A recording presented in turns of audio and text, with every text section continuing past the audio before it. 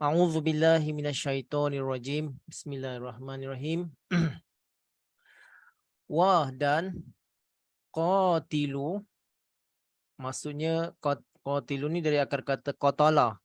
Qatala maksudnya dia telah membunuh. Jadi maksudnya juga perang. Qatilu, kamu perangilah. Fil amar di sini. Kamu perangilah fi dalam sabil jalan Allah. Sabilillah, di jalan Allah. Siapa yang diperangi? Allazina, orang-orang yang yuqatiluna, mereka yang memerangi kamu. Yuqatiluna, mereka yang memerangi kamu. Ini fi'il mudhari ghaib jamak majhul. Okay, yang memerangi kamu. Wa dan la, janganlah tak tadu, daripada ada tadi berlebih-lebihan, atau janganlah kamu melampaui batas. Inna, sesungguhnya Allah la tidak yuhibbu. Haba yuhibbu maksudnya menyukai, dari haba muhabbat cinta, sama juga tidak menyukai, tidak mencintai. Allah Ta'ala tidak mencintai al-mu'tadin, orang-orang yang melampaui batas. Jadi kita lihat terjemahannya dahulu sebelum kepada penafsirannya. Waqatilu fi sabilillahil ladzina yuqatilunakum. Dan perangilah di jalan Allah Subhanahu wa taala terhadap orang-orang yang memerangi kamu. Wala ta'tadu, dan janganlah kamu melampaui batas. Innallaha la yuhibbul mu'tadin, sesungguhnya Allah Ta'ala tidak mencintai orang-orang yang melampaui batas. Jadi tuan-tuan, ini adalah di antara beberapa ayat yang awal mengenai izin untuk berperang. Tadi sebelum ini kita dah belajar banyak tentang bagaimana perlu bersabar, perlu berdoa. Kemudian di tengah-tengah Islam ada juga orang-orang yang munafik, ada orang kafir, ada juga cerita tentang Yahudi. Jadi ini antara ayat-ayat yang digambarkan ada izin untuk berperang. Tetapi ada syaratnya di sini. Ini orang-orang orientalis barat, mereka salah faham. Mereka mengatakan di sini menggambarkan bahawa orang-orang Islam ini menyebarkan Islam dengan kekerasan. Mengajak orang-orang masuk ke dalam Islam dengan kekerasan, dengan jalan peperangan. Tetapi itu semua dakwaan mereka yang salah, yang terpesong. Kalau kita lihat pada ayat ini, Allah Ta'ala menyebutkan waqatilu fi sabilillah, dan berperanglah di jalan Allah Ta'ala. Allazina yuqatilunakum, iaitu terhadap orang-orang yang memerangi kamu. Jadi mereka yang sebenarnya melakukan provokasi, penganiayaan, kezaliman terhadap orang-orang Islam. Kalau kita lihat dalam sejarah baru-baru ni pun, Hazur Aidillah Ta'ala bin Rasil Aziz dalam khutbahnya menggambarkan bahawa bagaimana peperangan boleh terjadi dalam Islam. Semuanya kerana kezaliman yang mereka lakukan. Mula-mula waktu di Mekah, 13 tahun Islam teraniaya. Dicaci, dimaki, dibunuh. Kemudian sampailah mereka terpaksa hijrah, pergi ke Habsyah. Kemudian balik lagi sampai ke Habsyah pun mereka kacau. Mereka minta untuk mereka, orang-orang Islam ni, pulangkan supaya mereka boleh dihukum bunuh. Kemudian sampailah parlimen orang-orang Quraisy ini membuat satu keputusan bahawa mereka ingin membunuh Rasulullah sallallahu alaihi wasallam. Jadi bila parlimen dah luluskan, anak-anak muda semua berkumpul di hadapan rumah Rasulullah SAW untuk membunuh Rasulullah SAW. Dan banyak lagi. Dan semua ini menunjukkan bahawa mereka yang mula-mula melancarkan peperangan. Kemudian bila orang Islam berhijrah ke Madinah, itu pun mereka masih mengganggu gugat. Mereka bila mau pergi berdagang ke Syam, mereka bawa bala tentera pada masa yang sama memberi ancaman kepada orang Islam. Jadi kerana itu Allah Ta'ala mengizinkan untuk berperang kerana orang-orang Islam yang awal diperangi oleh orang-orang Quraisy Mekah dan orang-orang kafir juga. Jadi walaupun izin itu dibenarkan, ada peringatan daripada Allah Subhanahu Wa Taala, wala ta'tadu. Janganlah kamu melampaui batas. Jadi ayat ini pun mempunyai makna yang sangat luas.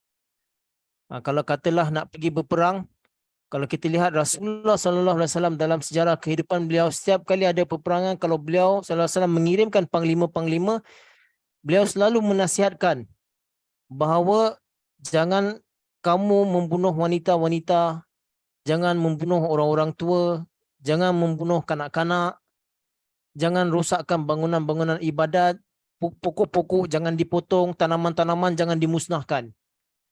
Ini yang masukkan antaranya wala ta'tadu, jangan kamu melampaui batas. Kemudian juga adab Rasulullah SAW cara berperang, kalau katalah musuh dah mati, kemudian jangan rosakkan dia punya muka dia, mencacatkan mayat itu. Itu pun tak dibenarkan. Tapi orang-orang sebelum Islam, mereka mempunyai adat suka mencacatkan mayat-mayat musuh. Tapi Rasulullah SAW melarang melakukan seperti itu. Ataupun banyak lagi, maksud ni wala ta'tadu ni sangat luas sebenarnya. Banyak lagi perkara-perkara yang kita boleh kaitkan yang sebenarnya Rasulullah SAW melarang. Walaupun dalam berperang, tapi Rasulullah SAW masih mempunyai akhlak yang baik dalam berperang. Sebab tu kerana perintah Allah SWT, wala ta'tadu, janganlah kamu berlebih-lebihan. Innallaha la yuhibbul mu'tadin, sesungguhnya Allah Ta'ala tidak menyukai orang-orang yang melampaui batas. Jadi di sini Rasulullah SAW berdasarkan perintah daripada Allah Subhanahu Wa Ta'ala, walaupun ada izin untuk berperang, tapi untuk mereka yang memerangi Islam dahulu. Barulah kita dari segi untuk mempertahankan. Kemudian kalau katalah berperang bukannya maksudnya pergi berperang bunuh saja orang-orang kafir. Kalau kata mereka kembali, mereka kata mereka mahu menerima Islam, jadi peperangan itu perlu diberhentikan. Ini yang dimasukkan juga wala ta'tadu, jangan berlebihan, jangan kamu jadi orang yang mu'tadin, orang yang melampaui batas. Jadi kalau kita lihat dalam sejarah kehidupan Rasulullah SAW, itu yang Rasulullah SAW lakukan dalam peperangan, dalam ghazwah. Ghazwah itu maksudnya peperangan yang disertai oleh Rasulullah SAW. Walaupun dalam keadaan berperang pun Rasulullah SAW masih mempunyai akhlak yang mulia. Sama juga kalau kita lihat dalam Fatah Mekah, Rasulullah SAW datang dengan 10,000 orang tentera. Akhirnya apa yang terjadi? Rasulullah SAW memaafkan semua orang. Kalau dibandingkan dengan penguasa-penguasa dahulu, kalau mereka berjaya menakluk sesuatu kawasan, mereka akan hancurkan kawasan itu atau memberikan keburukan yang teruk, merosakkan dan mencacatkan sesuatu kawasan atau kaum-kaum di sana.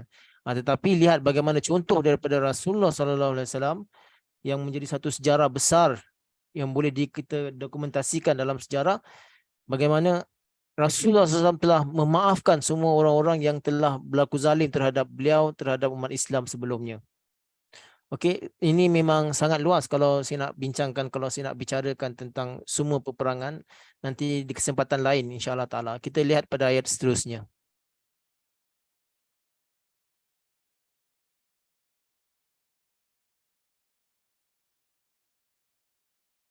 Waqtulu, dan perangilah atau bunuhlah hum, mereka, haisu, di mana, sakiftumu, kamu mendapati mereka, kamu menjumpai hum, mereka. Haisu sakiftumuhum, di mana sahaja kamu menjumpai mereka, bunuhlah mereka. Wa, dan akhriju, keluarkan hum, mereka, keluarkan mereka, min, dari, haisu, di mana, akhraju, mereka telah keluarkan kum, kamu. Wa dan al-fitnatu, fitnah. Fitnah ini maksudnya dalam bahasa Arab ada beberapa. Antaranya fitnah maksudnya azab pun ya. Fitnah juga maksud ujian pun ya. Fitnah juga bermaksud pertelingkahan di antara dua pendapat. Ini pun dimaksudkan dengan fitnah. Asyaddu itu ini maksudnya sangat kuat, sangat keras atau sangat lebih atau sangat buruk. Min dari al-qatli, daripada membunuh. Jadi al-fitnatu asyaddu minal qatli, maksudnya fitnah itu lebih berat daripada membunuh. Okey. Nanti kita lihat terjemahannya dengan penafsirannya. Wa dan la, jangan, tuqatilu, kamu membunuh, hum, mereka, indah, dekat atau pada atau sisi, Masjid Al-Haram, Masjidil Haram, pada atau berdekatan atau di sisi Masjidil Haram. Hatta, sehingga ataupun sekiranya, yuqatilu, mereka yang melakukan pembunuhan atau melakukan peperangan, kum, terhadap kamu, fi, di dalam, hi-nya. Nya ni kembali kepada Masjidil Haram.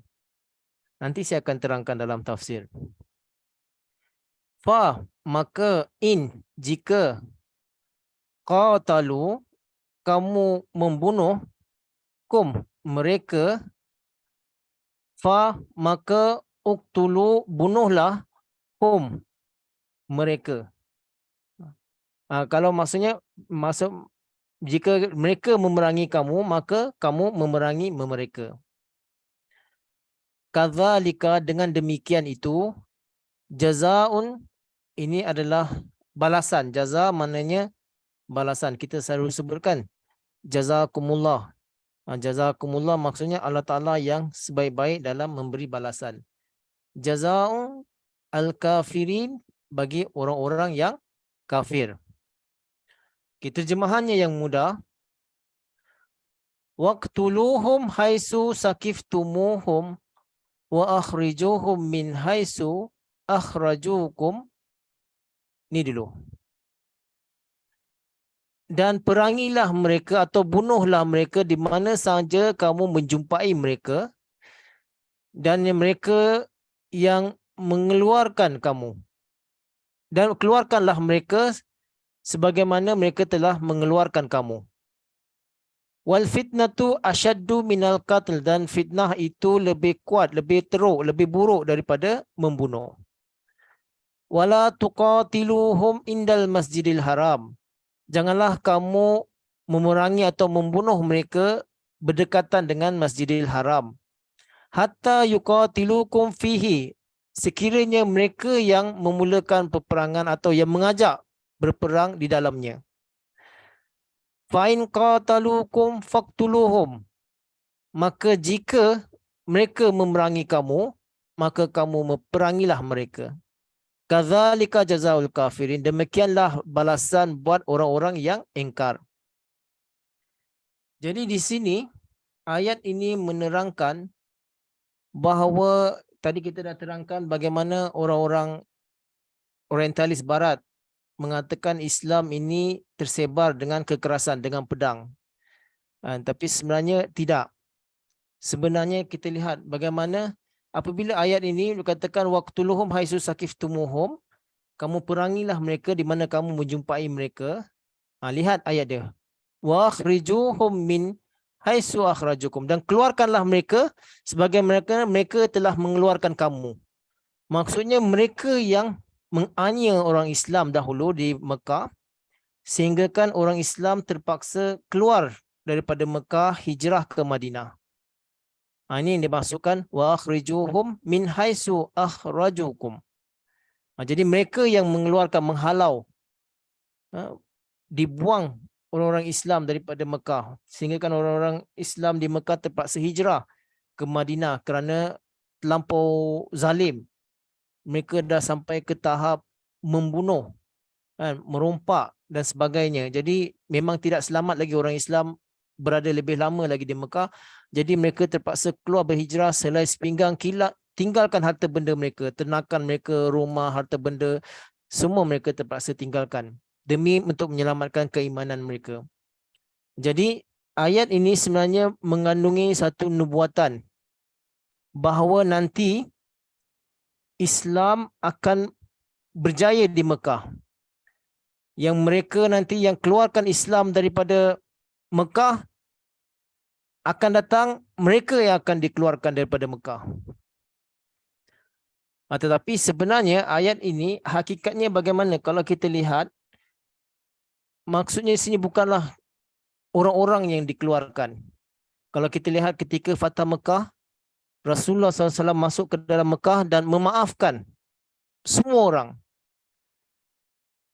Cuma ada beberapa kelompok yang menentang, itu memang mereka terpaksa dikeluarkan, dibuang. Ini pun kalau kita lihat di mana-mana negara pun, di mana-mana kerajaan pun seperti itu. Kalau katalah orang yang walaupun kita nak adakan perdamaian tapi dia tetap tidak mahu adakan perdamaian, jadi mereka ingin melakukan penentangan, jadi mereka akan dibuang negeri atau dibunuh. Jadi yang sebenarnya yang berlaku di sini adalah yang dikeluarkan bukan orang sebenarnya. Yang dikeluarkan itu adalah rancangan jahat mereka. Fikiran-fikiran buruk mereka terhadap Islam, itu yang dikeluarkan oleh Rasulullah SAW. Tetapi ramai di kalangan mereka masih boleh menetap di Mekah, mereka tidak dikeluarkan. Buktinya kita lihat anak Abu Jahal, namanya Ikramah. Bila dia mendengar Islam berjaya masuk ke Mekah, dia dah awal lagi lari. Pergi ke pelabuhan, dia ingin naik kapal, ingin lari ke negeri Afrika. Tapi bila Rasulullah SAW mengeluarkan kenyataan, La tasriba alaikumul yaumah, bahawa hari ini tidak ada dosa di kalangan kamu, bermakna Rasulullah SAW telah memaafkan semuanya. Jadi isteri Ikramah datang bertanya, Ya Rasulullah, apakah Ikramah juga termasuk dalamnya? Jadi Ikramah pun boleh dimaafkan. Jadi dia pun, isterinya pun pergilah ke pelabuhan, cari Ikramah dan panggil dia kembali, kerana Rasulullah SAW mempunyai akhlak yang mulia dan memaafkan semua orang, termasuk Ikramah sekalipun. Jadi kita lihat bukan yang dikeluarkan itu orangnya, tapi yang dikeluarkan itu adalah idea-idea atau fikiran-fikiran buruk orang-orang Quraisy dulu terhadap Islam. Itu yang dikeluarkan. Kemudian wal fitnatu asyaddu minal qatl, iaitu fitnah itu lebih teruk daripada membunuh. Jadi ini peringatan kepada Rasulullah SAW, nanti kalau Islam dah berjaya di Mekah nanti akan timbul banyak fitnah. Dan fitnah ini sangat berbahaya. Dan kadang-kadang fitnah ini boleh menyebabkan permusuhan kaum, dan boleh terjadi perang saudara, dan boleh terjadi macam-macam peperangan yang boleh melibatkan ribuan orang mati. Sebab itulah Al-Quran melarang, mengutuk sekeras-kerasnya orang yang suka menabur fitnah ini. Sebab orang yang suka menabur fitnah ini adalah orang-orang yang tidak beragama, orang yang tidak takut pada Tuhan, orang yang tidak menghormati kaum yang lain. Jadi mereka inilah orang-orang yang suka menabur fitnah, yang tidak ada simpati. Tapi ini Allah Ta'ala mengingatkan kepada Rasulullah SAW dan kepada orang Islam juga, bahawa jangan terlibat dalam fitnah. Sebab fitnah ini sangat berbahaya. Kalau terjadi boleh melibatkan kerusakan. Banyak kerusakan boleh terjadi disebabkan fitnah. Ini saya tak nak panjangkan di sini. Nanti kalau siapa nak jelaskan lagi, boleh. Kita boleh kongsikan bersama nanti di masa sesi soal jawab nanti. Baik. Wala tuqatiluhum indal masjidil haram, dan janganlah kamu bunuh mereka di dekat dengan Masjidil Haram. Jadi ini pun nubuatan, bahawa nanti Islam akan sampai dekat dengan Masjidil Haram. Dan kalau ini terjadi, Allah Ta'ala dah berpesan awal lagi, janganlah kamu bunuh mereka dekat Masjidil Haram. Jadi sebenarnya ini ada satu hikmah di sini, bahawa Allah Ta'ala ingin membersihkan tempat ibadah ini, Masjidil Haram ini, daripada permusuhan, daripada pergaduhan, daripada pertumpahan darah. Jadi Allah Ta'ala tidak mahu terjadi. Walaupun hakikatnya memang waktu Fatah Mekah tu pun kemudian ada terjadi sedikit. Jadi keseluruhannya itu tidak ada pertumpahan darah yang sebenarnya. Cuma ada segelintir saja terjadi dekat dengan Masjidil Haram dan itu terpaksa mereka dibunuh. Sebenarnya itu hanya sedikit saja. Tapi secara keseluruhan peristiwa Fatah Mekah itu tidak terjadi dengan pertumpahan darah. Tapi ini peringatan daripada Allah SWT. Usahakan supaya tidak terjadi pertumpahan darah di sana. Hatta yuqatilukum fihi, sehingga kalau mereka yang memulakan peperangan di dalamnya. Tapi kalau mereka yang sengaja mengadakan peperangan, mencari jalan untuk berperang berdekatan dengan Masjidil Haram, jadi Islam pun kita bukan duduk diam saja. Fa'in qatalukum faqtuluhum. Jika mereka memerangi kamu, maka kamu perangilah mereka walaupun berada dekat Masjidil Haram. Jadi kita terpaksa mengangkat senjata juga melawan mereka demi mempertahankan diri. Jadi hikmahnya bahawa sebaiknya di tempat-tempat yang suci seperti ini janganlah terjadi pertumpahan darah. Itu dilarang oleh Allah SWT sama sekali. Supaya nanti orang-orang akan merasa tenang untuk datang beribadah ke Mekah. Dan bukan saja di Mekah, di mana tempat-tempat manalah tempat-tempat beribadah yang lain pun, sebaiknya jangan diadakan peperangan di kawasan itu. Sebab ini adalah kawasan untuk manusia menyembah, mengingat kepada Allah Subhanahu Wa Taala. Jadi biarlah tempat itu suci daripada peperangan. Jadi ini Allah Ta'ala mengajarkan kepada Rasulullah SAW dan kepada orang Islam supaya tempat-tempat suci ini perlu dipelihara, dijaga daripada terjadi pertumpahan darah. Sebaiknya tidak boleh terjadi pertumpahan di darah di situ. Tetapi kalau mereka orang-orang kafir sengaja ingin mengadakan peperangan di situ, maka Islam pun akan terpaksa mempertahankan diri dan mereka akan mengangkat senjata untuk melawan mereka. Dan kesudahannya memang teruk untuk orang kafir. Allah Ta'ala dah sebut sini. Kazalika jazaul kafirin. Demikianlah balasan untuk orang-orang yang kafir, orang-orang yang ingkar. Waktu peristiwa Fatah Mekah tu, mereka memang dah tak mampu nak melawan Islam. Tapi sengaja. Maka itu mereka dibunuh. Jadi inilah yang terjadi. Inilah adalah nubuatan bahawa nanti orang Islam akan berperang dengan orang-orang yang mengeluarkan mereka daripada Mekah dan mereka akan kembali menakluk Mekah. Di sini Indal Masjidil Haram, ni ada nubuatan di sini bahawa mereka akan kembali ke Mekah dan menakluk mereka. Dalam keadaan itu pun ada batasannya dan ada beberapa panduan yang Allah Ta'ala telah sediakan awal lagi untuk Islam. Diajarkan kepada Rasulullah SAW etika bagaimana berperang. Okay? Dan banyak lagi sebenarnya, memang sangat luas. Kalau kita lihat khutbah huzur yang sekarang ini, Hazur jelaskan bagaimana peperangan dalam Islam itu terjadi. Dan kita lihat bagaimana akhlak Rasulullah SAW bila dah ada izin untuk berperang, bagaimana Rasulullah SAW akhlak beliau dalam menghadapi peperangan. Kita habiskan ayat yang akhir ini, yang pendek ini. Fa'in tahau, maka jika tahau, intahau maknanya mereka menahan diri. Nahin, menahan diri. Fa'inna, maka sesungguhnya Allah Ghafur, Maha Pengampun, Ar-Rahim, Maha Penyayang. Fa'in tahau, fa'innallaha Ghafurur Rahim. Dan jika mereka berhenti atau mereka menghalang diri mereka atau tidak mahu melakukan peperangan lagi, fa'innallaha Ghafurur Rahim, sesungguhnya Allah Ta'ala Maha Pengampun lagi Maha Penyayang. Jadi ini peringatan kepada orang Islam. Kalau mereka menyerah diri dan mereka tidak mahu berperang lagi, jadi kita pun harus menghentikan peperangan dengan serta-merta. Dan Allah Ta'ala beritahu, Allah Ta'ala pengampun dan penyayang. Maka kita pun harus meresap sifat Allah Subhanahu Wa Ta'ala. Kita perlu mengampunkan mereka dan perlu mengadakan kasih sayang dengan mereka. Jadi inilah yang dilakukan oleh Rasulullah SAW. Kita lihat dalam banyak peperangan, bukan saja di Fatah Mekah. banyak peperangan lain juga. Kalau mereka berhenti daripada berperang dan Rasulullah SAW akan berhenti. Tapi kalau mereka masih mengancam ingin mengadakan peperangan, selama itu Islam akan berperang. Di sini Allah Ta'ala beri peringatan. Fa'in tahu kalau mereka berhenti, maka kita pun boleh berhenti. Tapi kalau mereka selagi-lagi lama mereka tidak berhenti, selagi itu Islam akan memerangi mereka.